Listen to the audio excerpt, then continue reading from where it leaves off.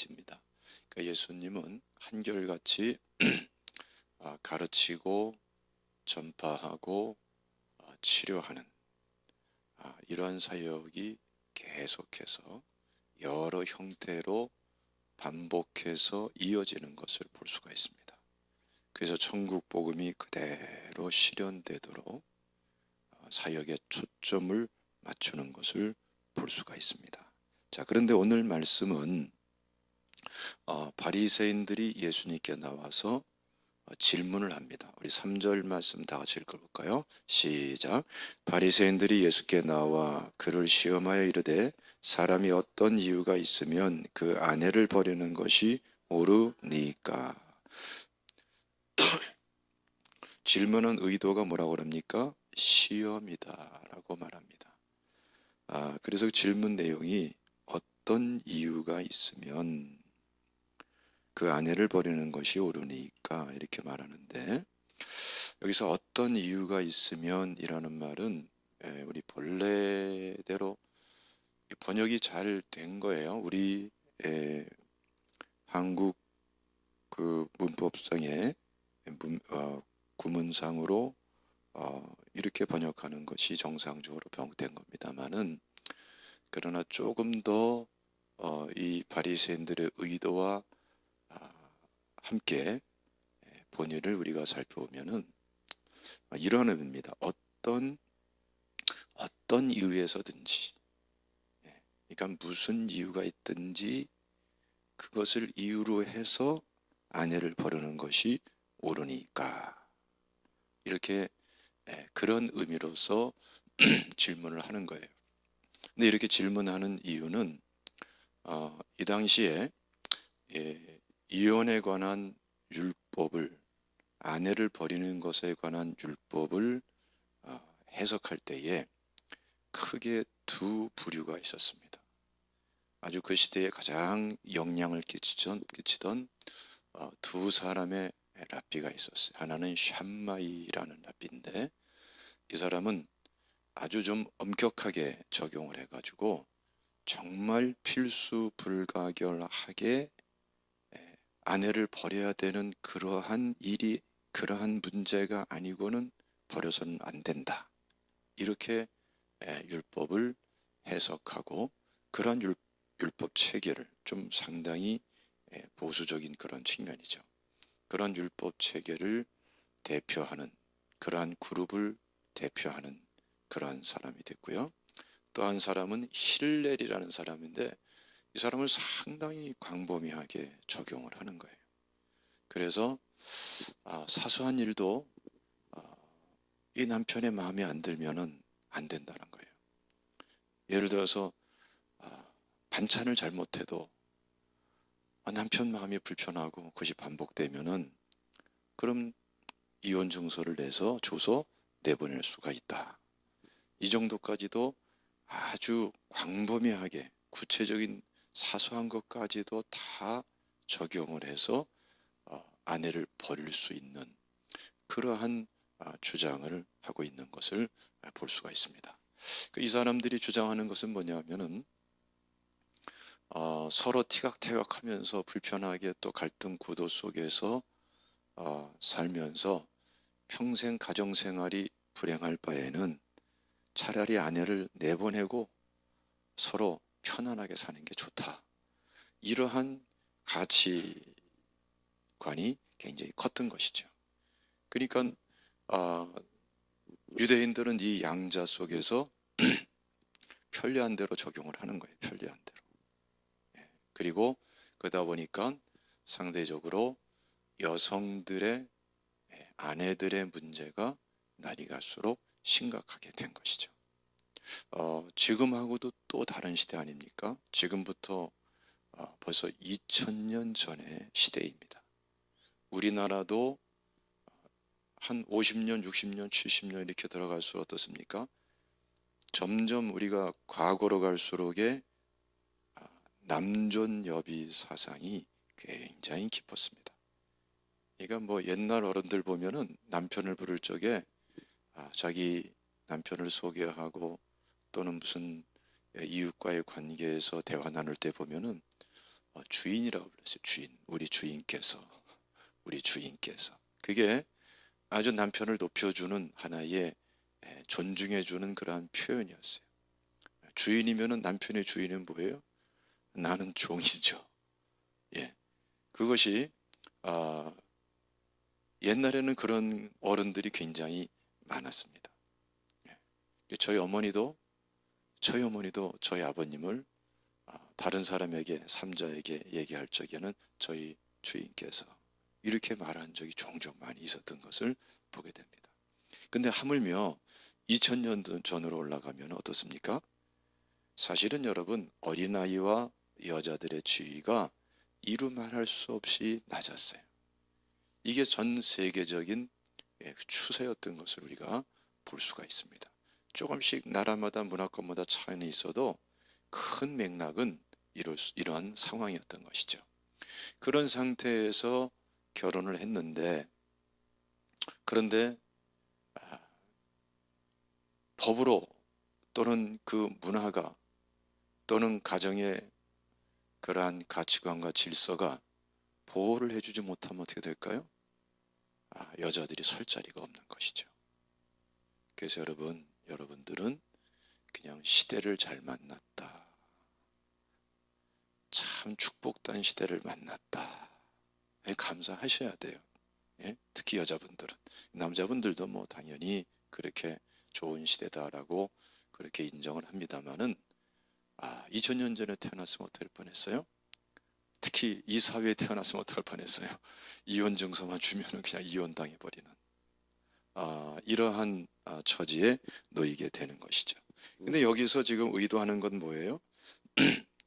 이렇게 어떤 이유에서든지 간에 그것을 이유로 해서 아내를 버리는 것이 옳습니까? 라고 할 적에는 예수님을 이래도 문제가 생기고 저래도 문제가 생기고, 버리면 안 된다 그러면 그쪽에 공격을 받고, 버려도 된다 그러면은 또 반대편으로 보수적인 측면에 공격을 받고, 이래서 누군가에게는 타겟이 되도록 만들고자 하는 것이 바로 이 바리새인들의 그러한 시험으로 다가오는 그런 아주 안 좋은 질문이었던 것이죠. 근데 이것을 기점으로 해서 예수님께서는 진리를 밝혀줍니다. 그래서 우리가 여러분, 이 세상을 살아가면서 이런 사람 만나고 저런 사람 만나고 편할 때가 있고 마음이 편치 못할 때가 있고, 또 의도적으로 바리새인들처럼 공격해야 되는 사람들이 있고, 참 얼마든지 있을 수 있잖아요. 오히려 그런 것을 나쁘다고만, 부정적으로만 정말 못 볼 일 봤다, 겪지 못할 일 겪었다, 이렇게만 생각하지 말고 그런 것을 발전과 성숙의 기회로 삼는 태도가 대단히 중요합니다. 예수님은 여러분 오히려 바리새인들이 함정에 빠뜨리고자 할 때마다 더 정확한 진리의 말씀을 밝혀주고, 오히려 그 속에 있는 복음을 알려주고, 그 복음으로서 천국 복음이 실현되게 하시면서 오히려 하나님 앞에 더 바람직하게 성숙하게 세워지며 나갈 수 있는 그러한 기회로 삼으시는 것을 우리가 주목해 볼 수가 있습니다. 자, 이런 것은 여러분 이 사복음서에 굉장히 많이 나오죠. 오늘 본문에도 변함없이 나오는 것입니다. 사실 기독교 역사도 그렇습니다.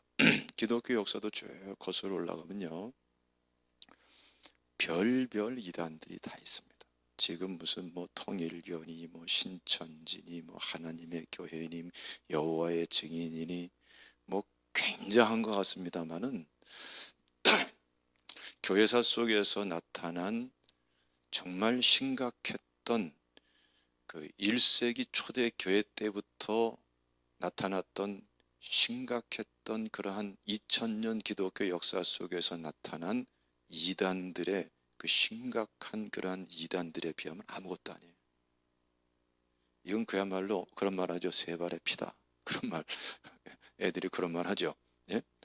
그 정도로 현재 이런 건 아무것도 아니에요. 이건 아무것도 아닐 정도로 엄청나고 심각하고 기독교의 진리를 뿌리째 근간을 흔들어 놓을 그런 이단들이 계속 일어났습니다. 그런데 하나님의 은혜로 기독교는 그런 이단들이 나타날 때마다 홍역은 치르지만 그러기 때문에 그것을 기회로 해서 더 구체적이고 더 본질적으로 말씀에 대해서 이해를 해 들어가고 더 하나님 앞에 말씀 그대로 믿음을 지키는 데에 더 헌신하고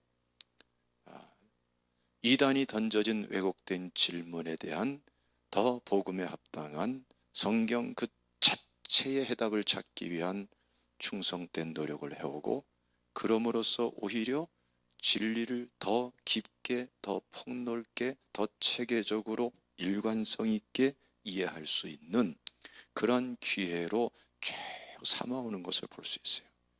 그러니까 여러분, 우리 신앙의 선배들이 얼마나 하나님 앞에서 귀한 분이었던가, 얼마나 귀한 분들인가라는 것을 우리가 살펴보면 살펴볼수록 정말 깨닫게 되는 거예요.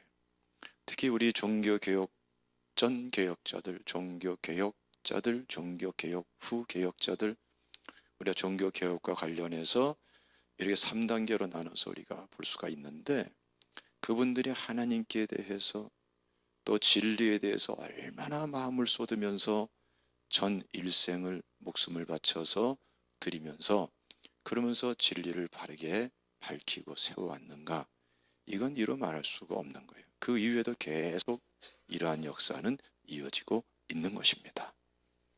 우리도 그래야 될 줄로 믿습니다. 할렐루야.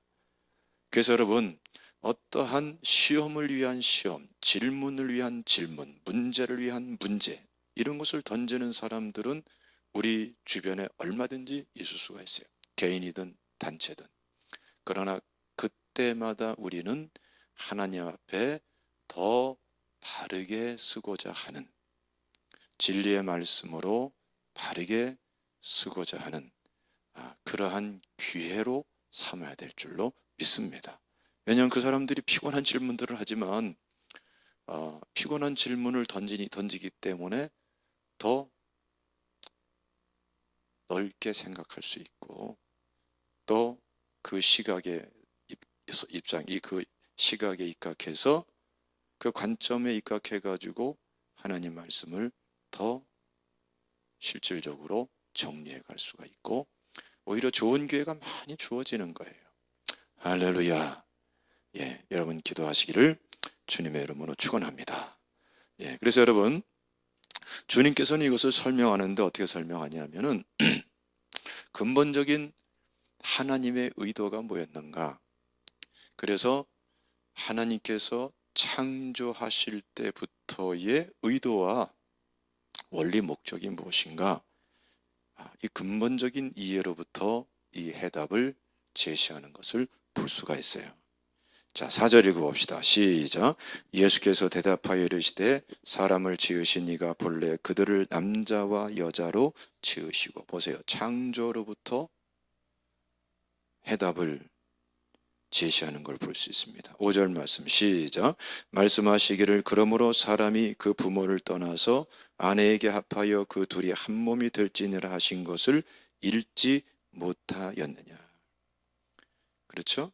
한 몸이 되도록 지으셨다. 남자 여자를 지으시고 한 몸이 되도록 지으셨다. 6절 시작. 그런즉 이제 둘이 아니요 한 몸이니 그러므로 하나님이 짝지어 주신 것을 사람이 나누지 못할지니라 하시니라. 한 몸이 됐는데 나눌 수 없는 것이다. 이게 원래 하나님께서 창조하신 의도고 하나님께서 성취하신 목적이다, 뜻이다 라는 것을 명확하게 말씀을 해주고 있는 것입니다. 그래서 실질적으로 이 샴마이 쪽에서 또는 힐렐 쪽에서 이것을 아주 엄격하게 적용하든 넓게 적용하든 그것은 그 후에 된 일이고, 이것은 랍비들이 자기의 주관대로 해석한 범위 규정이고 하나님께서 원래 하신 것과는 의도가 다르다. 하나님은 창조 때부터 남자 여자 하나됨으로 지으셨고, 그래서 나눠지는 것은 원래 하나님의 뜻이 아니다.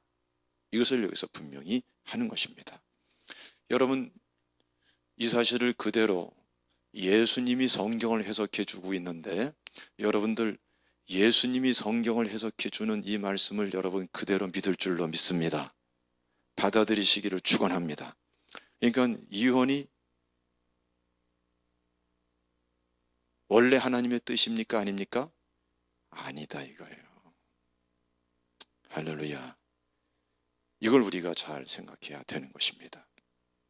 자, 그런데 그러니까 거기에서 끝나질 않고 질문을 하죠. 7절 시작.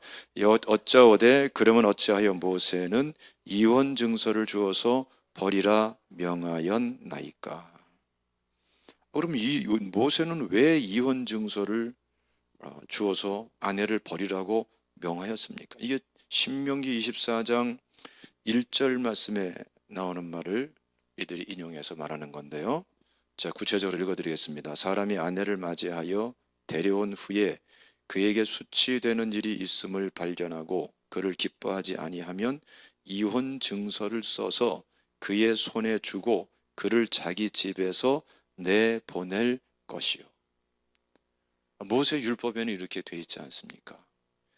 그러니까 엄격하게 범위를 정해서 기준을 제시하든 넓게 제시하든 이런 기준들이 나오는 거 아닙니까? 그러니까 이 바리새인들도 말씀을 가지고 따지고 드는 거예요. 예? 그러니까 이단의 특징이 뭐예요? 성경 말씀 가지고 따지고 든다니까. 근데 그 성경을 잘못 해석하고 편협되게 해석하고 부분적인 진리로 전체를 다 해석하려고 그러고, 그러기 때문에 문제인 거죠. 예? 이 바리새인들도 이 부분에 대해서 하나님 율법이 그렇지 않습니까? 라고 이렇게 들고 나오는 거예요. 여러분 어때요? 이 바리새인들만이 굉장히 설득력이 있죠? 예? 율법에서 이혼 증서를 주고 내보내라고 했지 않습니까? 하고 그러면 할 말 있어요? 없어요? 할 말이 좀 적어져. 근데 예수님께서는 여기에 대해서 명확한 말씀을 해주십니다. 한번 읽어봅시다. 8절 말씀 시작. 예수께서 이르시되 모세가 너희 마음의 완악함 때문에 아내를 버림을 허락하였거니와 본래는 그렇지 아니하니라. 그래서 율법이 모세를 통해 주어질 때에 왜 주어졌는가라는 것을 여기서 말씀하는 거예요. 전제는 뭐지요? 하나님께서는 이혼 원하시는 것이 아니다. 하나 된 것을 나누는 것을 하나님은 원하시는 것이 아니다라는 것을 대전제로 해놓고, 근데 왜 모세의 시대에 와서는 율법으로 이혼 증서를 주고 그렇게 내보내라고 말씀을 했느냐? 자, 이제 두 단계로 설명을 하는 거예요. 그 이유가 뭐지요? 인간의 마음이 완악하기 때문이다. 인간의 마음이. 자, 이거 어떤 문제가 생기냐면은 보세요. 자, 이혼을 완전히 금해 놓으니까 이혼하지 말라는 그 기준을 지키려고 하는, 지키는 범위 내에서 엄청난 가해자들이 나타나는 거예요. 피해자가 나타나고. 그렇죠? 그러니까 가부장적이고 그야말로 남존여비 여필 종부 이러한 시대에, 예? 이 유대인들은 여러분 그런 기도를 했어요. 세 가지 기도. 노예로 태어나지 않은 것 감사합니다. 또 노새로, 당나귀로 태어나지 않은 것 감사합니다. 또 한 가지 감사 기도가 뭐냐면은 여자로 태어나지 않은 것 감사합니다. 이해가 돼요? 할렐루야. 시대를 잘 만났다니까. 그냥 아침에 눈 뜨면 그냥 감사합니다. 이렇게 외치시기를 바랍니다. 그러니까 이게 아주 그냥 자기들의 아주 공공연한 기도가 될 정도로 여자들이 그렇게나 천대받고 짓눌려 사던 시대, 요즘으로 막 이해조차가 안 되죠. 말도 안 되는 얘기고요. 그러나 고대 사회로 가면 전체적으로 이렇게 흘러갔어요. 자, 그런데 여러분, 이런 사회에서 그 남편이 마음에 들진 않고 또 내보내자니 괜히 좀 보기 흉하고 그래도 좀 뭔가 찝찝하고 손가락질 받겠고 그러니까 그냥 이혼하고 내보내지진 않고 그냥 끌어안고 있으면서 그 아내를 학대할 때에 이런 절대 권력과 권위를 가지고 있는, 권한을 가지고 있는 이 시대에 그 아내가, 그 여자가 얼마나 고통을 겪겠어요? 그렇죠? 이건 뭐 어떻게 생각하면은 웬만한 노예 이상으로 학대를 받게 되는 것이죠. 그 또 한 가지는 그냥 내버린단 말이에요. 그럼 내부는 어떻게 됩니까? 이 사람은 집에서는 쫓겨났을지라도 어디 가선지 간에 아무개의 아내라는 것이 다 따라붙잖아요. 그러니까 이 사람은 어떻게 자신의 삶을 새롭게 출발도 못해요. 이건 밖에 나가서도 아무런 구실도 못하고 사회생활도 못하고 경제생활도 못하고, 특히 여러분 요즘은 여성들이 취직할 때는 거기는 옛날에 뭐 그렇게 취직이 됩니까? 그런 시대도 아니에요. 세상에 설 자리가 없고 누구한테 무슨 가해를 당할지, 누구한테 무슨 봉변을 당할지, 뭐 굶주려 죽을지, 뭐 별 이루 말할 수 없는 위험이 그대로 그냥 닥쳐오게 되는 거예요. 그렇기 때문에 인간의 이러한 완악함, 이것을 은혜로 사랑으로 해결하기보다는 갈등 구조 속에서 계속 가해자와 피해자와 이 구조가 더 심각해지고 있는 이때에 이 아내들을 보호하기 위해서 하나님께서 모세를 통해서 모세 시대의 율법으로 정말 내보낼 그러한 사유가 있다면, 내보내야 된다면, 정말 내보내기를 원한다면 이혼 증서라도 써서 내보내라. 그래야 가서 다른 사회생활도 할 수 있고 또 다른 결혼생활도 할 수 있고 뭔가 한 사람으로서 새로운 출발을 할 수 있지 않겠느냐. 이렇게 인간이 완악하기 때문에 주어진 것이지 원래 하나님의 뜻은 아니다. 하나님은 이혼하는 것을 원하는 것이 아니다. 이렇게 말씀을 하고 있는 것입니다. 할렐루야. 지금도 마찬가지예요. 지금도 하나님 말씀과 하나님은 변함이 없어요. 지금도 하나님께서는 우리 그리스도인들이 또 인간이 이혼하기를 원하실까요? 원하지 않으세요. 아셨습니까? 그러니까 이혼하지 마세요. 예. 근데 또 어느 선에서는 이혼을 할 수밖에 없는 때가 있어요. 제가 봐도 야, 이건 이건 할 수밖에 없다. 지금 이 완악하기 때문에 인간의 완악함에서 뭔가 도피처가 필요해요. 도피처. 예? 피난처가 필요하다고요. 마치 도피성 같이 말이죠. 이건 더 이상 이건 이러다는 이건 진짜 뭐 완전히 끝나겠다. 극단의 극단으로 치달아서 이거는 더 이상 어렵겠다. 이런 상황들도 있더라고요. 그래서 하나님께서 이혼하는 것은 원래 하나님의 뜻이 아니지만, 그러나 인간의 마음이 너무나 극단적으로 완악해져서 그래서 그것을 사랑으로 은혜로 감당할 수 있는 선을 넘을 적에는 여러분 이혼을 허용하고 있는 것입니다. 할렐루야. 예. 근데 이것을 가지고서 예수님을 시험하고 또 이혼을 악용하면서 이렇게 잘못되게 나가는 그런 인간들도 있죠. 예? 예. 바로 이 바리새인 같은 인간들이 또 있는 것이죠. 이것은 그때부터는 하나님께서 다 알아서 하실 거예요. 우리는 도리어 복을 빌어야 돼요. 그냥 축복의 통로, 축복만 되어주시면 돼요. 할렐루야.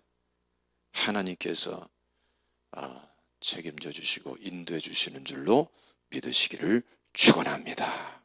자, 9절 말씀 읽어보세요. 시작. 내가 너희에게 말하노니 누구든지 음행한 이유 외에 아내를 버리고 다른 데 장가 드는 자는 간음함이니라. 그래서 보세요. 왜 다른 데 장가 드는 자가, 그러니까 버림받은 여인에게 장가 드는 사람이 왜 간음함이냐? 간음을 한 거냐? 자, 지금 쭉 내용을 보면 알 수 있겠죠. 하나님은 원래 이혼하는 것을 원치 않고 이미 창조 때부터 결혼을 통해서 하나됨이 이루어지게 하신 분이 하나님이시란 말이에요. 그렇죠? 그런데 정말 극단적인 이러한 간음 외에 아내를 버리고 다른 데 장가 드는 자는 어떻습니까? 그것은 간음하는 사람이 되어버리는 것이다. 이 남자들이 그래서는 안 된다는 거예요.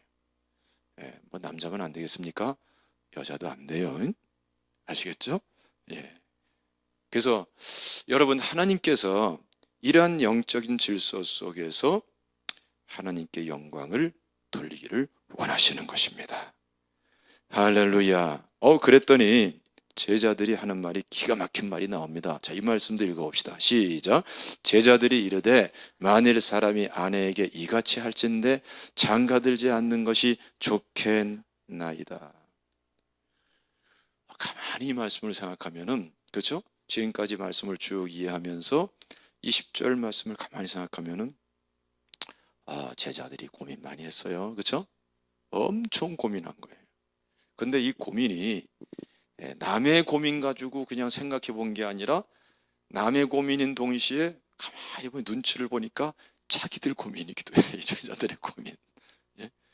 그러니까 이 제자들은 지금 다른 사람을 빙자해서 고민하지만 뼈저리게 느끼고 있는 거예요. 야, 사람이 아내가 이같이 할진데 차라리 장가되지 않는 게 좋지 않겠습니까? 와, 결혼해서 막 이혼하니 안 하니 그 정도까지 뭐 이혼할 수도 없고 안 할 수도 없고, 뭐 또 더군다나 하나님께서는 하나 돼서 하나됨을 만드셨고 이혼하지 않는 게 하나님의 뜻이고, 와, 또 자기 아내를 버리고 다른 사이에 장가드는 건 간음함이고, 함께 살긴 고통스럽고,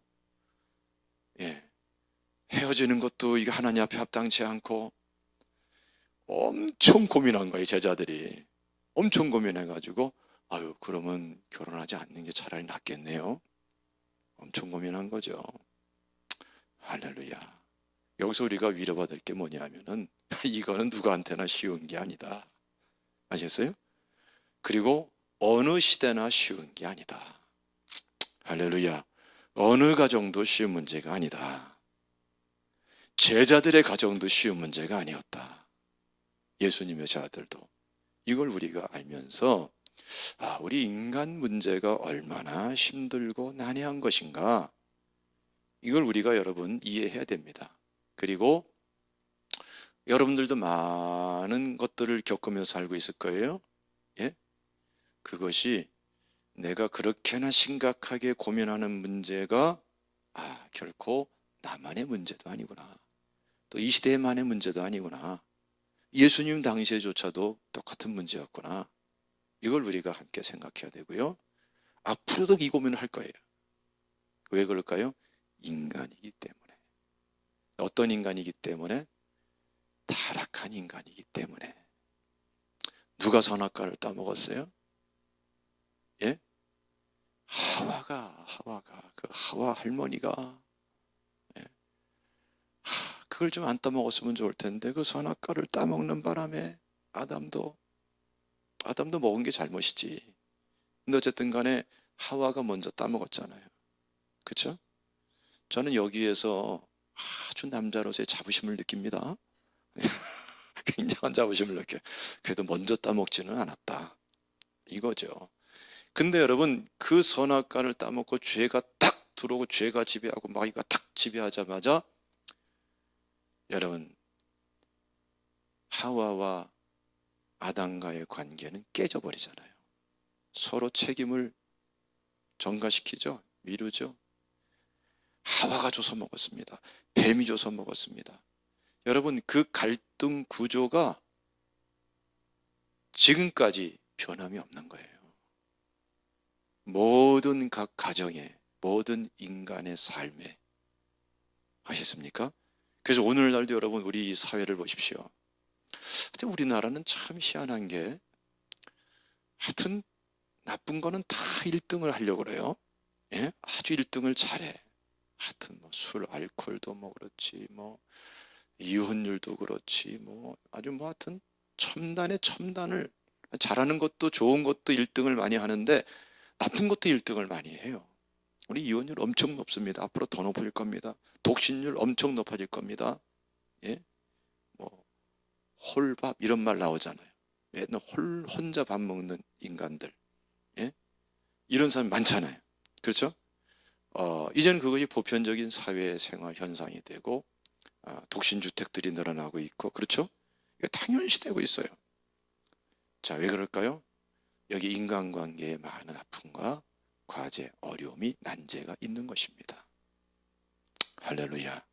그래서 예수 그리스도를 영접하고 복음을 실제화하는 삶이 되지 않고는 해답이 없어요. 해답이 없어요. 예, 해답이 없어요. 뭐 시간이 지나면, 세월이 지나면 달라지겠지. 예, 여러분들, 저 이기린 권사님 오셨네요. 달라지던가요? 예, 살아갈수록 문제가, 더 큰 문제가, 예기치 않은 문제가 더 많이 생겨. 더 많이 생겨. 그러니까 여러분, 인간이 존재하고 살아갈 적에는 더 난해하고 더 큰 문제가 계속 다가와요. 계속 다 끝나는 게 없어요. 계속 다가와요. 이 파도처럼 끊임없이 몰려와요. 중요한 거는 파도 타기를 하느냐. 파도 타기 아시죠? 해보셨어요? 예? 그러니까 밀려오는, 인생의 파도같이 밀려오는 그러한 감당하기 어려운 절망스러운 문제 끊임없이 달려오는데, 그때마다 그냥 거기에 함몰돼 버리면은 아무도 견뎌내지 못할 거예요. 그것을 오히려 기회로 삼아서 파도 타기 하듯이, 찬송가 중에 그런 거 있잖아요. 이 풍랑이 연하여서 더 빨리 갑니다. 찬송이 있어요. 할렐루야. 위기가 오히려 기회가 되고, 오히려 전화위복이 되고, 합력선이 되고, 오히려 성장과 성숙의 기회가 되고, 이렇게 바꿔가야 되는 거예요. 근데 어떻게 바꿉니까? 다른 방법으로는 없어요. 구원의 은혜 속에서, 하나님의 임재와 통치 속에서 천국 복음이 실현되게 하면서 나갈 적에 하나님께서 해답이 되어 주시고, 하나님의 은혜가 해답이 되어 주고, 할렐루야, 오히려 난제들이 성장과 성숙의 기회가 되고, 그 가운데 합력하여 선을 이루시는 은혜를 우리가 알아가게 되고, 하나님 자신을 더 우리가 알아가게 되고, 오히려 고난 때문에, 어려움 때문에 하나님께 대하여 더 부요한 자가 돼가고, 그래서 여러분, 삶의 진국이 무엇인가를 알아가는 거예요. 예? 삶의 깊은 맛, 그걸 알아가야 되는 거예요. 예, 여러분들 그 육포들 드셔보셨죠? 육포. 이 소고기 같은 거 이렇게 말려가지고서 이렇게 양념해가지고 말려서 비닐봉지에 넣어가지고 딱 압축해서 파는 거 있잖아요. 저도 그걸 좀 좋아하거든요. 그런데 그거는 물론 이렇게 먹을 적에도 맛이 있어요. 그런데 천천히 씹는 거예요. 이런 거는 천천히 씹고 껌 씹듯이 씹고 해서 거기에 담겨 있는 양념도 맛보고, 나중에는 그 육질도 느끼게 되고 하면서 그냥 천천히 씹으면서 이따가 다 사 먹든지 하여튼 여러분 그 씹을수록 이 맛이 있는 거. 껌은 어때요? 씹을수록 빠져나가잖아요. 어쨌든 요즘 많이 좋아져서 덜 빠져나가고 천천히 빠져나가 다 빠져나가지만 이 육포 같은 것은 씹을수록 그 뭔가 그 육질 자체로부터 오는 그 맛이 있어요. 응? 그러니까 여러분 우리 삶도 그런 거예요. 그냥 인생의 고난 그 자체만을 막 씹으면은 씹을수록 맛이 없어. 껌 같아. 이빨만 턱만 아파. 영양가도 없고. 그렇지만 복음의 은혜가 무엇인가 알고 주님이 함께 하신 은혜 속에서 주님의 임재와 통치가 무엇인가, 주님께서 역사하시는 지금 하시는 일이 무엇인가를 알아가면서 하면은 여러분 고난 속에서 그릇이 커져요. 예? 다윗에게 여러분 고난을 빼보세요. 다윗이 되겠어요?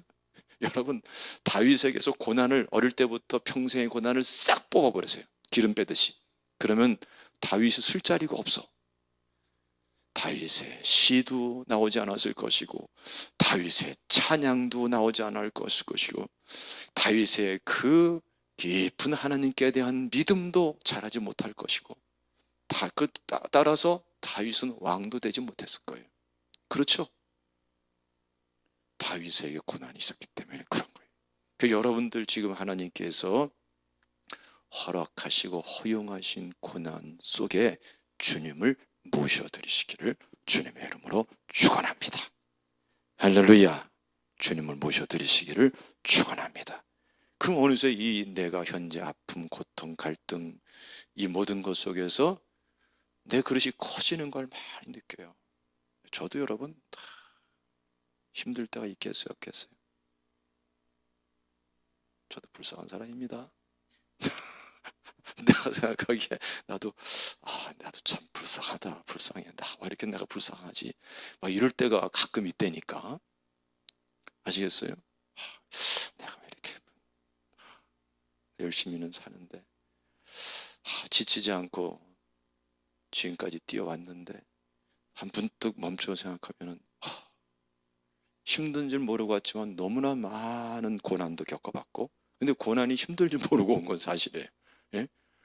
위기도 겪어보고 별일을 다 겪어봤는데 근데 사실 하나님의 은혜는 힘든지 모르고 왔는데 가만히 그런 측면에서 보면은 유광철 너 참 수고했다.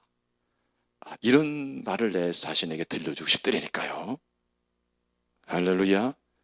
여러분들에게도 한번 들려주세요. 정말 수고 많았다. 아무개 연자야 수고 많았다. 스스로 한번 얘기해 보세요. 예? 할렐루야 애썼어. 이런 식으로 격려를 해보세요. 그런데 여러분 주님의 은혜 속에서는 여기에 또 진정한 위로가 있고 그릇이 커져요. 그릇이 커져. 근데 다윗에게 그렇듯이 우리에게서도 여러 가지 고난을 딱 빼버리면 여러분 실제로 우리가 성장 성숙 하나님을 알아가고 은혜를 알아가는 것, 우리 자신이 올바르게 세워지는 것 불가능했을걸요. 그렇죠? 그래서 여러분 많은 것을 허용하시되 하나님께서는 감당할 시험만 허락하시잖아요. 이게 은혜입니다, 여러분. 그래서 하나님께서 주시는 것을 그냥 하나님의 사랑을 신뢰하면서 기쁨으로 받아들이세요. 그 믿음을 가지시기를 주님의 이름으로 축원합니다. 할렐루야. 자, 주님은 어떻게 대답하셨습니까? 11절 12절 시작. 예수께서 이르시되 사람마다 이 말을 받지 못하고 오직 타고난 자라야 할지니라.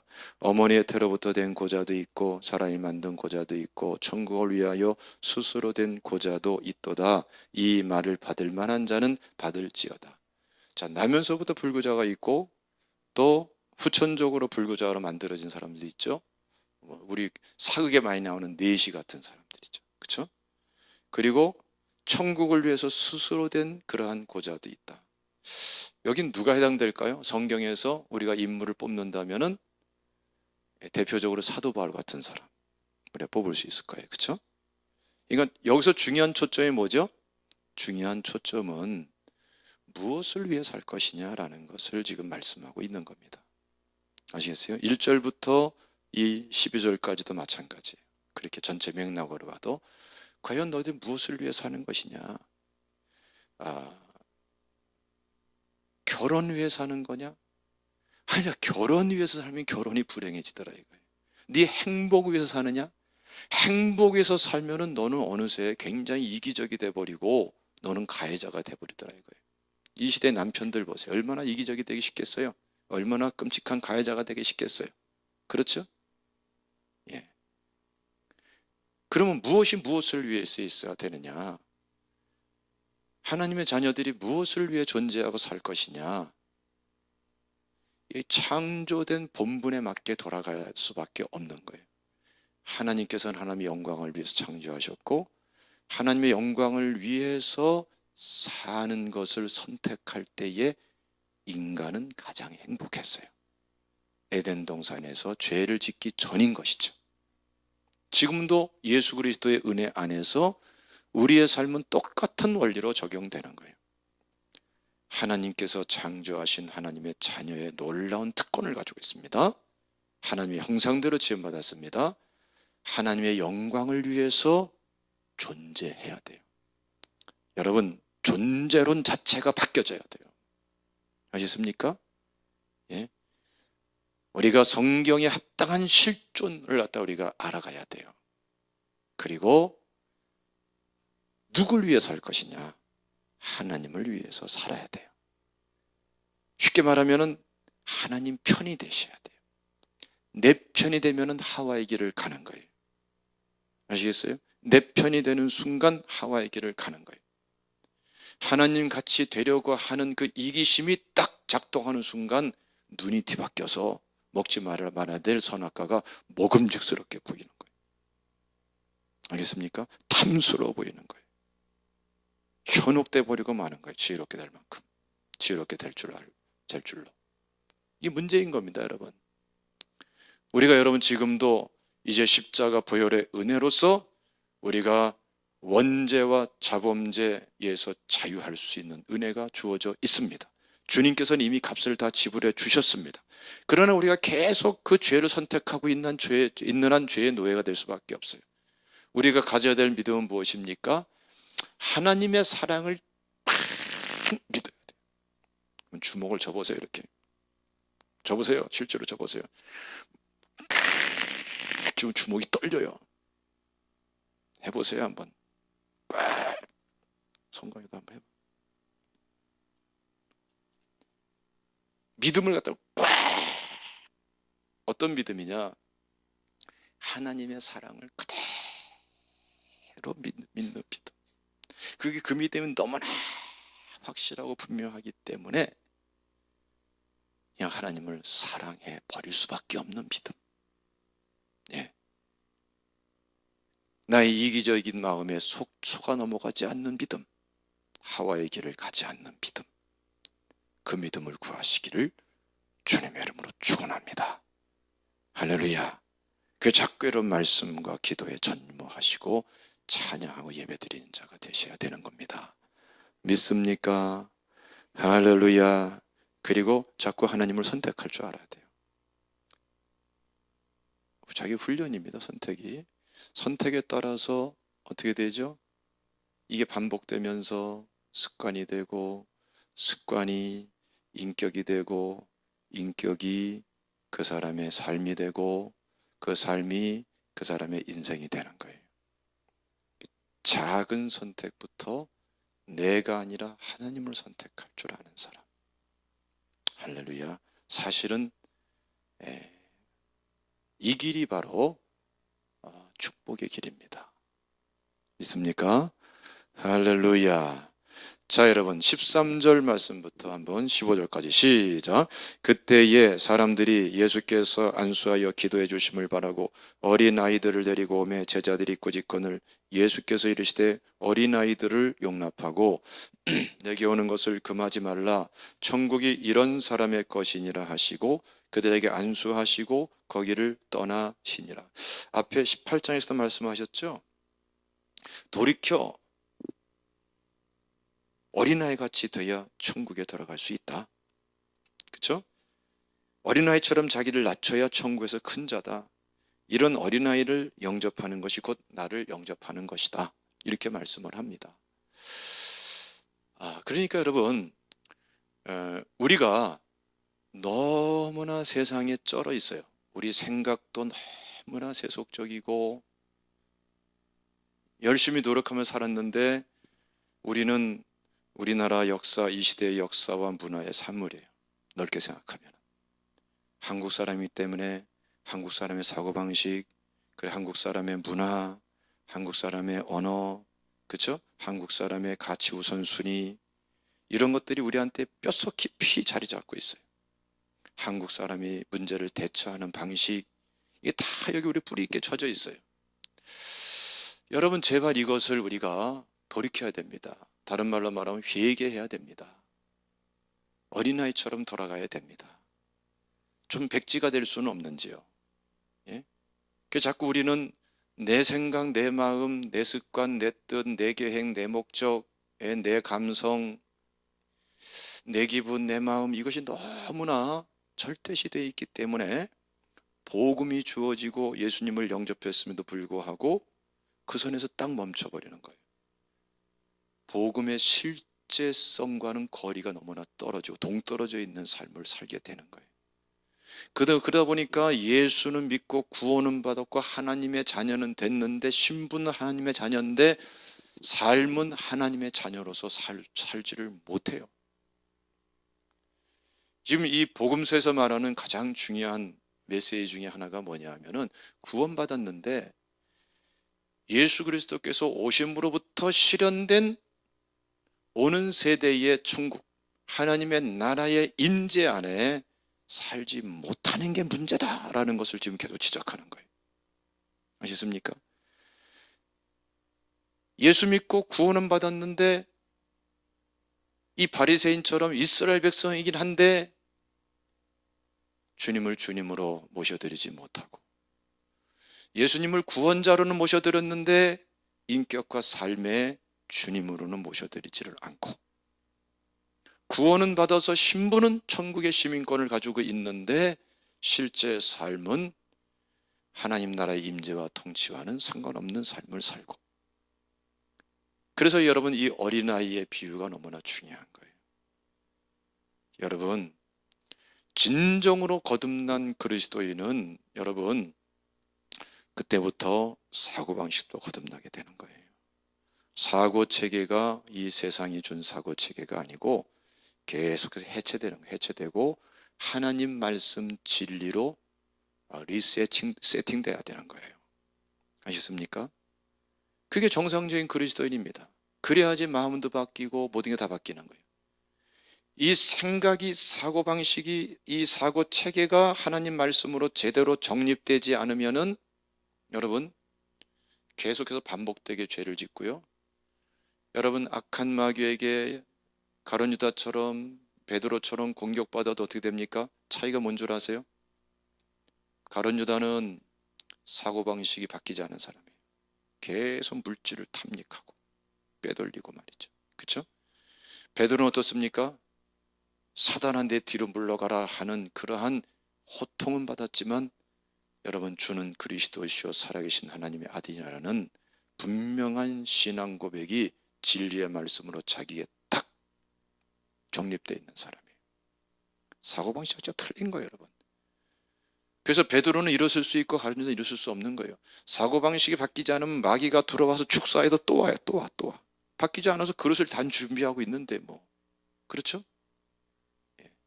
계속 냄새 피우고 있는데 파리가 안 댐빕니까? 쓰레기를 치워야 안 댐비지. 그렇죠? 여러분, 이 생각이 거듭난다는 게 굉장히 중요한 것입니다, 여러분. 할렐루야, 할렐루야. 예, 이거 미련한 게 아니라 지혜로운 거예요.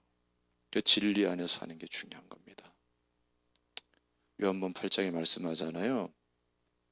너희가 내 말에 거하면 참 내 제자가 되고 진리를 알지니 진리가 너희를 어떻게 하리라? 자유케 하리라. 그렇죠? 그래서 주님 말씀 안에 거하는 상태, 주의 말씀을 정확하게 깨닫고 그 정확하게 깨달은 말씀에 순종하고 있는 상태, 이게 중요한 거예요. 아셨습니까? 근데 정확하게 말씀도 깨닫지 않고 성경을 100번 1000번 읽어보세요. 왜곡된 진리만 자꾸, 그렇죠? 더 깊게 파고들 뿐이죠. 말씀을 정확하게 알아야 돼요. 그리고 그것이 말씀을 정확하게 알고 그 말씀을 정확하게 알면은 그 말씀이 내 속에 확신 있는 믿음으로 오지요. 그런 말씀 안에 거할 수가 있죠. 말씀에 순종할 수가 있어요. 세상 없어도 말씀보다 다른 거 믿으면 그쪽으로 가요. 그렇죠? 말씀을 믿어야 말씀으로 오죠. 믿습니까? 예. 왜 내가 딴짓하느냐? 안 믿기 때문에 딴짓하는 거예요. 믿었는데요, 덜 믿었기 때문에 딴짓하는 거예요. 다른 걸 더 믿었기 때문에. 세상 걸 더 믿고 있는데 무슨 글로 가지 뭐. 그래요, 안 그래요? 말씀을 진짜 믿으면 말씀으로 오지요. 믿음대로 가는 거예요. 사람은 믿음대로 선택하고. 그 말씀을 정확하게 할수록 말씀을 정확하게 확신할 수 있고, 그 확신하면은 말씀에 그대로 순종하는 삶에 머무르게 되는 거예요. 그럼 어떻습니까? 예. 놀라운 역사가 일어나는데 진리를 알게 돼요. 진리를 아는 거는 머리로 아는 게 아니에요. 머리로 아는 차원에서는 진리를 아는 거라고 성경은 말하고 있질 않아요. 지식적으로 아는 하나님을, 여러분, 하나님을 안다고 그렇게 말할 수 없는 게 하나님과 우리 관계에서 성경 말씀이 우리에게 설명하는 거예요. 진리 안에 거해야 진리를 알게 되고, 여러분, 그러면서 그때부터 진리로 자유케 됨이 무엇인가를 알게 되고, 할렐루야, 성령 안에 있는 자유가 무엇인가를 알게 되는 거예요. 할렐루야. 여러분, 오늘 말씀의 전체적인 흐름도 그런 맥락에서 말씀하고 있는 거고요. 그렇기 때문에 우리가 하나님을 다 선택할 수 있는 사람, 이런 사람이 되어야 될 줄로 믿습니다. 그래서 여러분, 우리가 좀 걷어낼 거 다 계속 걷어내셔야 됩니다. 계속 생각을 걷어내고 말씀으로 돌아와야 돼. 말씀으로 천진난만하게 말씀 앞에 겸손해져야 돼요. 믿습니까? 천국은 이런 사람의 것이니라. 우리 인간적인 생각과 방법과 썩은 생각, 마음, 이것을 걷어내지 않으면은, 이 잘못된 왜곡된 문화, 예, 이런 것을 걷어내지 않으면은, 신분은 하나님의 자녀라도 그 인격과 삶은 하나님 나라의 임재와 통치 안에 들어가서 살 수가 없어요. 교회는 다니고 소속은 돼 있어도 하나님 나라의 임재와 통치 안에서 신앙생활은 못해요. 이게 무서운 현실입니다, 여러분. 그래서 여러분, 우리 성도님들을 크게 둘로 딱 나누면 어떻게 되느냐? 그냥 교회 와 있는 사람하고, 구원받은 사람들, 다 구원받고 교회 생활하는 사람하고, 구원받고 하나님 나라의 임재와 통치 안에 사는 사람하고 딱 나눌 수가 있는 거예요. 여러분들 후자가 되시기를 주님의 이름으로 축원합니다. 자, 16절 말씀부터 보면 그걸 또 구체적으로 설명하고 있어요. 다 같이 읽습니다. 시작. 어떤 사람이 주께 와서 이르되 선생님이여, 내가 무슨 선한 일을 하여야 영생을 얻으리이까? 예수께서 이르시되 어찌하여 선한 일을 내게 묻느냐? 선한 이는 오직 한 분이시니라. 내가 생명에 들어가려면 계명들을 지키라. 이르되 어느 계명이오니이까? 예수께서 이르시되 살인하지 말라, 간음하지 말라, 도둑질하지 말라, 거짓 증언하지 말라, 내 부모를 공경하라, 내 이웃을 내 자신과 같이 사랑하라 하신 것이니라. 그 청년이 이르되 이 모든 것을 내가 지키어 싸운데 아직도 무엇이 부족하나이까? 예수께서 이르시되 내가 온전하고자 할진대 가서 내 소유를 팔아 가난한 자들에게 주라. 그리하면 하늘에서 보화가 내게 있으리라. 그리고 와서 나를 따르라 하시니, 그 청년이 재물이 많음으로 이 말씀을 듣고 근심하여 가니라. 할렐루야. 보세요, 여러분. 16절에서 어떤 사람이라고 그랬고, 그 다음에 20절, 또 그 밑에 22절에서 청년이라고 그랬고, 마가복음, 누가복음에서는 관원이라고 그러고, 또 오늘 본문에서도 또 다른 복음서에서도 부자라고 말합니다. 그러니까 이 청년은 어떤 사람이에요? 꽤 잘 나가는 청년이죠. 돈 많아. 관원이니까 공직으로도 출세를 한 사람이에요. 그리고 또 이 사람은 또 지금 많은 많은 일들 겪지만 그 가운데서도 율법대로 살려고 참 올바르게 살려고 노력하는 그런 사람이었어요. 어떻게 생각하면 두루두루 다 갖춰진 사람이에요. 거기다가 질문을 하는 거 보니까 어떻게 무슨 선한 일을 하여야 영생을 얻으리까 하면서 아주 그냥 말씀을 깊이 있게 고민하고 하나님과의 관계를 깊이 고민해서 핵심적인 질문을 던질 정도로 이렇게 사람도 이렇게 똑똑한 사람이에요. 이 사람이 와서 예수님께 질문할 때에 예수님 뭐라고 그랬어요? 율법 조항들을 말씀하죠. 살인, 간음, 도둑질, 거짓 증언, 부모 공경, 이웃 사랑, 이런 것들을 지켜라, 그렇게 말씀을 하시는 거예요. 그러니까 이때의 청년의 반응을 보세요. 20절 읽어봅시다. 시작. 그 청년이 이르시되 이 모든 것을 내가 지키어 싸운데 아직도 무엇이 부족하니까. 와, 여기서 말하는 것은 뭐냐 말이죠. 이 모든 것을 내가 지켰습니다. 근데 아직도 무엇이 내가 부족하단 말이에요. 근데 여기서 지금 우리나라 우리 성경에 이 모든 것을 이렇게 말했습니다. 원문은 이게 바뀌어져 있어요. 모든 것이라는 말이 먼저 딱 나와요. 그러니까 지금 예수님 말씀한 그 모든 항목들 이거 다 지켰습니다. 이렇게 말할 때는 무슨 의미냐면은 아주 강조하는 거예요. 예수님 말씀한 그 모든 항목들을 내가 지켰다는 것을 더 강조하면서 자신 있게 얘기하는 거예요. 근데 아직도 내가 무엇이 부족하단 말입니까? 굉장한 그런 공격적인 질문이고 또 나름대로 하려고 노력한 면모도 보이고 그럽니다. 그런데 예수님께서 허를 찌르는 말씀을 하시죠. 그게 바로 21절이에요. 한번 읽어봅시다. 시작. 예수께서 이르시되 내가 온전하고자 할진대 가서 내 소유를 받아 가난한 자들에게 주라. 그러면 하늘에서 보화가 내게 있으리라. 그리고 와서 나를 따르라 하시니. 모든 걸 다 지켰다고 그러는데 지금 이 청년은 무엇을 꽉 움켜쥐고 있죠? 세상 것을 다 움켜쥐고 있어요. 부자예요. 이웃을 내 몸같이 사랑하라 하는 말을 다 지켰다고 그러는데 돈은 지가 다 가지고 있어. 그러니까 여기서 그냥 뻥 하고 한마디로 그냥 KO가 돼버리는 거야. 아니, 네가 챙길 거는 다 챙기면서 무슨 내 이웃을 내 몸같이 사랑하는 말을 지켰다고 하는 거냐, 이 말과 똑같은 말이 돼버리고 만 거죠. 진짜 네가 말씀대로 지키며 산다면은 실천을 해라. 네 것을 팔아서 진짜 가난한 사람들에게 나눠줘라. 그러니까 이때에 이 청년이 어떻게 됩니까? 재물이 많아. 재물을 포기할 수가 없어. 그러니까 근심하면서 돌아가요. 그러니까 여러분이 청년이 율법을 지킨 거예요, 안 지킨 거예요? 안 지켰다라는 것이 그냥 한순간에 한마디 말씀에 쫙 드러나게 되는 거죠. 그래, 이 청년에게는 그런 희망이 있는 게 뭐죠? 내가 사실은 율법대로 산 게 아니었구나. 내가 사실은 나를 기만했구나. 사실은 하나님도 내가 만홀히 여긴 거구나. 우롱하는 삶을 살았구나.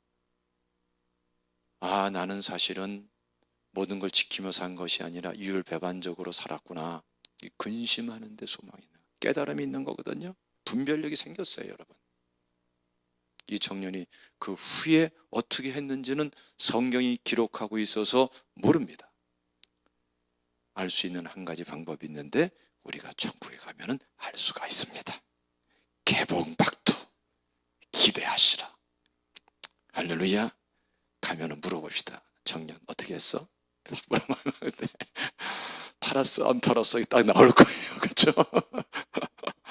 할렐루야. 자, 그런데 여러분, 이 말씀을 가지고 하나님이 굉장한 말씀을 하죠. 자, 여러분 23절부터 읽어봅시다. 시작.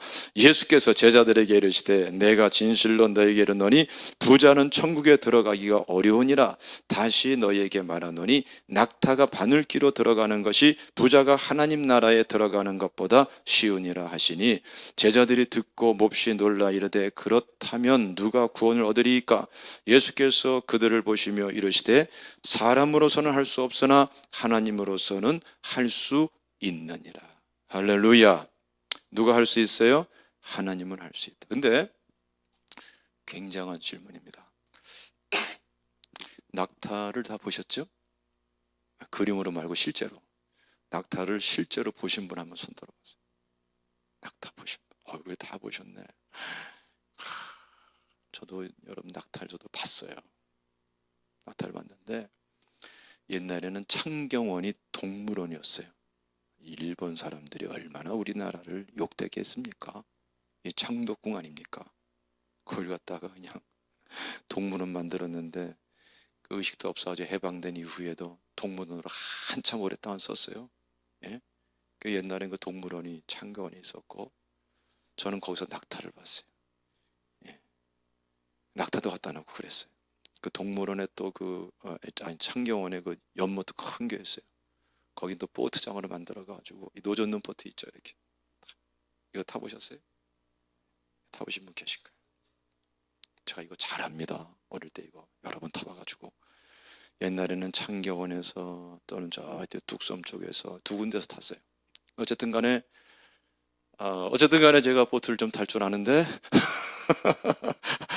낙타를 봤다는 게 중요한 겁니다. 낙타가 여러분 굉장히 큽니다. 소보다 말보다 훨씬 큽니다. 그렇죠? 새끼 낙타 말고 큰 거. 그러니까 이스라엘 땅에는 사실은 코끼리가 별로 없어요. 보기가 어렵고 보편적으로 이스라엘 사람들이 많이 볼 수 있는 거는 가장 큰 동물은 낙타예요. 낙타.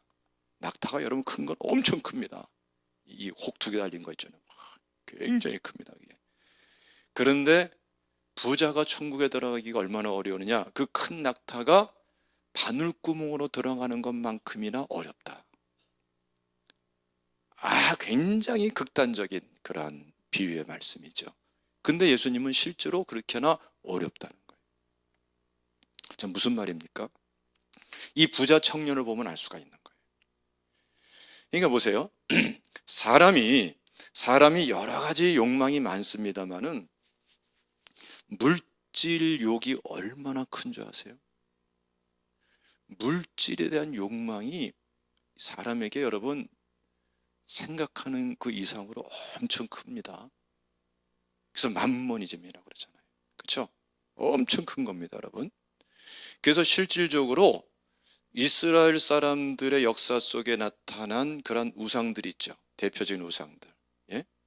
그런 우상들은 전부 다 물질과 관련된 신들이고요.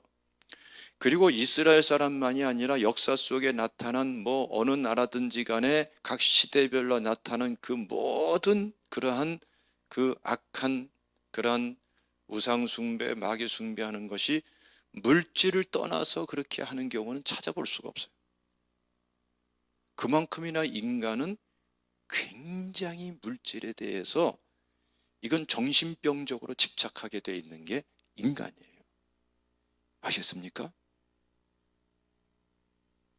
여러분들은 안 그런 것처럼 막 그게 맞아요 하는 것 같은데 이게 쉬운 문제가 아니라니까. 내가 몇 가지만 딱딱 짚으면 다 나온다니까.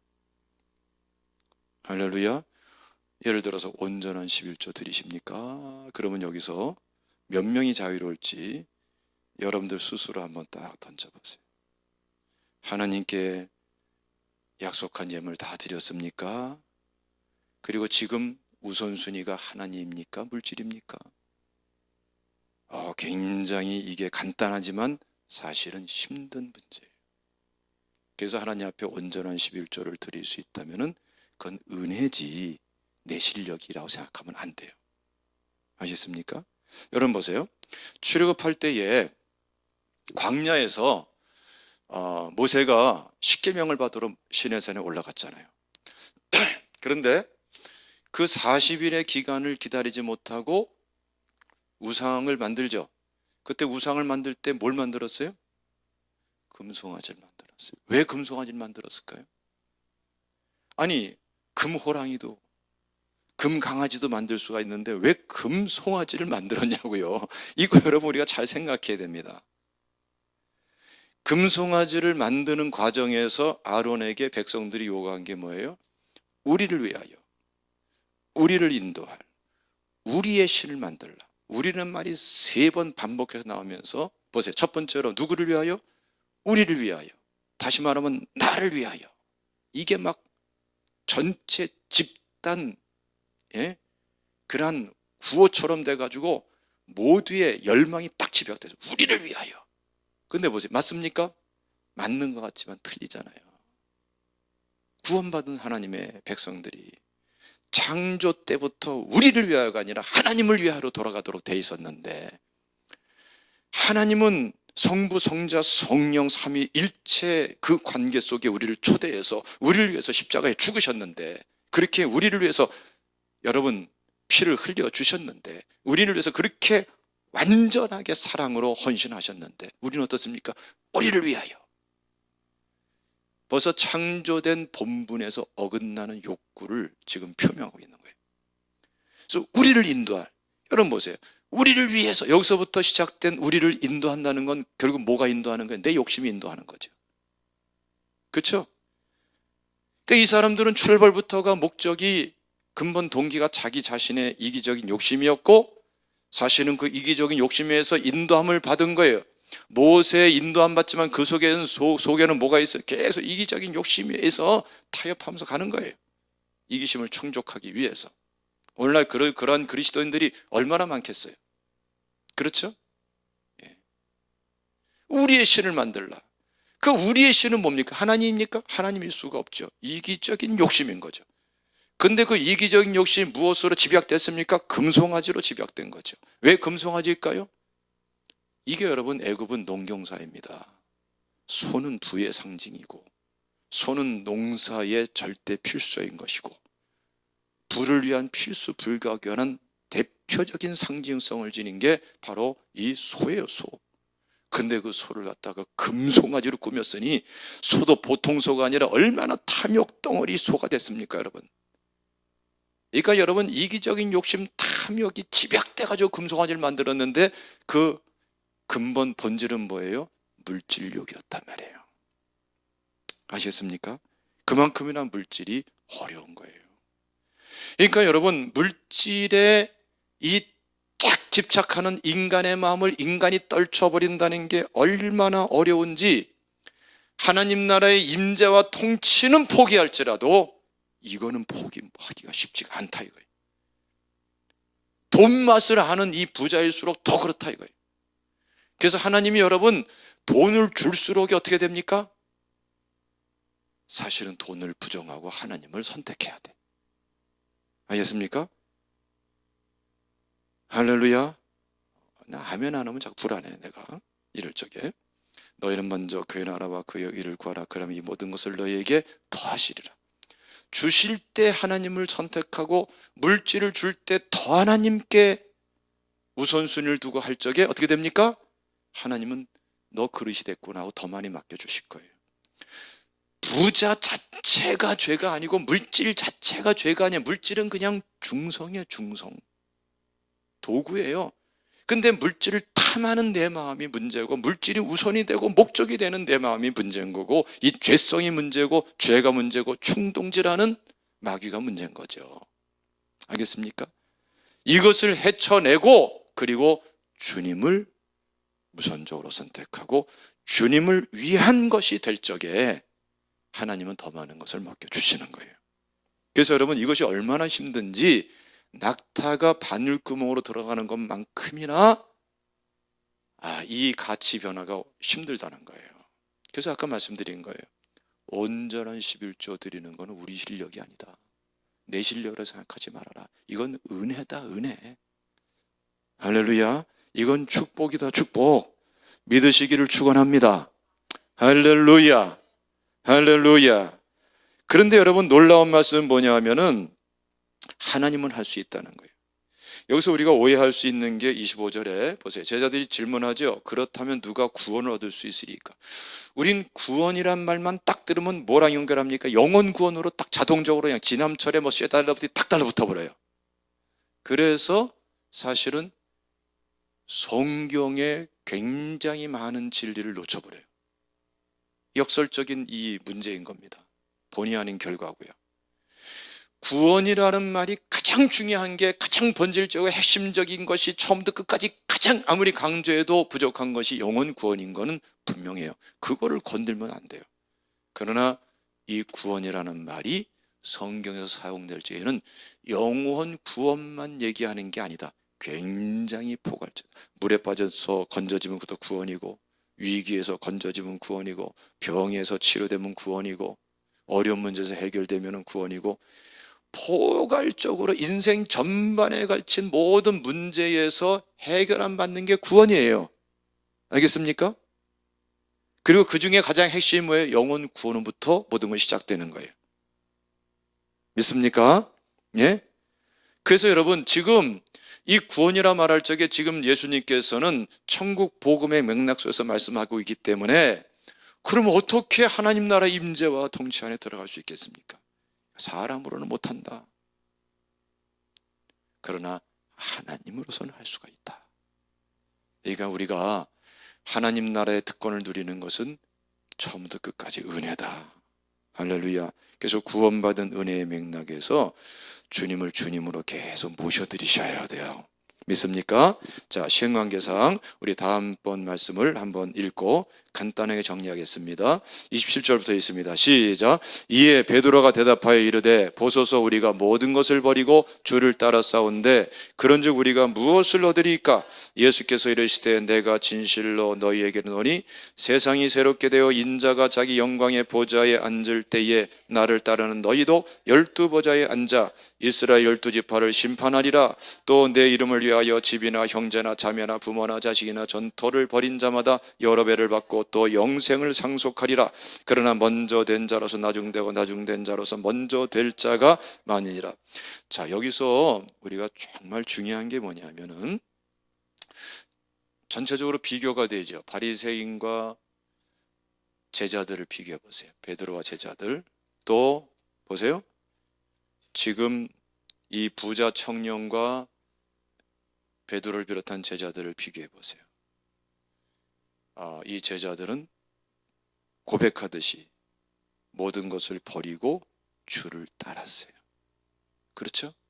베드로는 자기 생업을 놔두고 또 가정도 잠시 동안 뒤로 하고 주님을 따랐어요.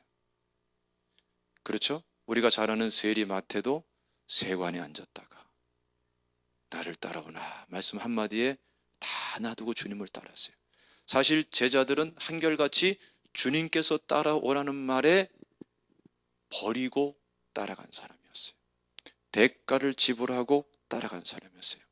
그러니까 우선순위를 주님을 따르는 것의 우선으로 선택할 수 있는 사람이고, 그렇게 함으로써 주님을 따른 사람들이었어요. 이게 중요한 겁니다, 여러분. 이게 왜 중요하냐 하면은 지금 이 19장에서 쭉 나오는 게 뭐지요? 바리새인들은 자신의 율법주의에 입각한 사고방식과 의를 버리지 못하기 때문에 주님을 따르지를 못해요. 부자는 결국 물질을 우선으로 하기 때문에 주님을 따르지를 못해요. 여러분, 어린아이와 틀리고 제자들과 다른 점이 여기에 있어요. 이 차이점은 단순하게 버렸느냐 안 버렸냐로 끝나지 않고, 주님을 따랐느냐 따르지 않느냐 이 문제는 그것으로 끝나지 않고, 여러분 무엇으로 이어지는 겁니까?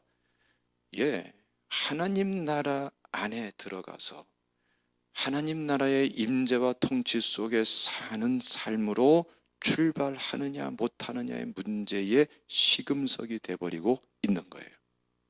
아시겠습니까? 그래서 여러분 차이점이 있습니다. 여러분 차이점이 뭐냐면은 바리새인들은 여러분 아무것도 안 나타나잖아요. 아무것도. 그렇죠? 예수님께서 말씀을 가르치고 전파하고 병든 자를 고치니까 와 새로운 교훈이다 난리잖아요. 그렇죠? 부자 청년이 나타날까? 안 나타나지요. 그러나 제자들은 어떻습니까? 주님을 따르는 그때부터 불과 얼마 안 돼가지고 둘씩 짝져서 전도대로 보내요. 심지어는 12제자가 아니더라도 70인 전도대로 보내요. 근데 거기서 뱀과 정갈을 밟으며 악한 영들이 떠나가며 병을 고치며 축복이 임하는, 샬롬이 선포되면 샬롬이 합당한 사람들에게 샬롬이 임하는 역사들이 막 나타나요. 왜 그럴까요? 차이점은 이겁니다, 여러분. 하나님보다 다른 것이 우선이 돼서 그쪽을 선택할 적에는, 하나님 나라의 임재와 통치보다 다른 것이 우선해서 그쪽을 선택하고 있을 때는 그것이 사고방식이든 내 감성이든 내 기분이든 내 마음이든 물질이든 내 명예든 내 계획이든 내 목적이든 내 어떠한 기호든 간에 그것이 우선이 될 적에는 이미 하나님 나라의 임재와 통치와는 이미 선이 커져버리는 거예요. 그 안에 살 수가 없는 거예요.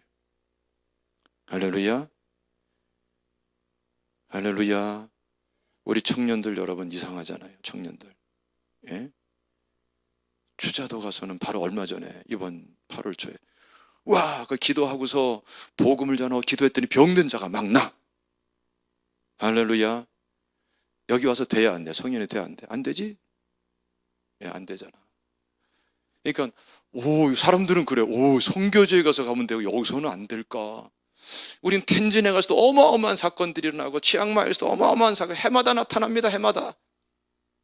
근데 왜 여기서는 안 될까?